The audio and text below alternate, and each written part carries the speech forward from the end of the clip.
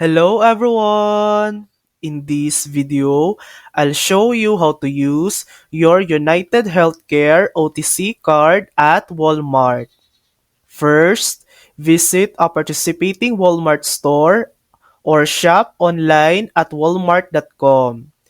Pick up eligible OTC items such as vitamins, pain relievers, cold medicine, or personal care products. At checkout in store, swipe your UHC OTC card just like a debit card. Make sure your purchase total is within your card balance or monthly allowance. For online shopping, enter your OTC card details at checkout under gift card or debit card payment. You can always check your remaining balance through the United Healthcare OTC website or mobile app. And that's it.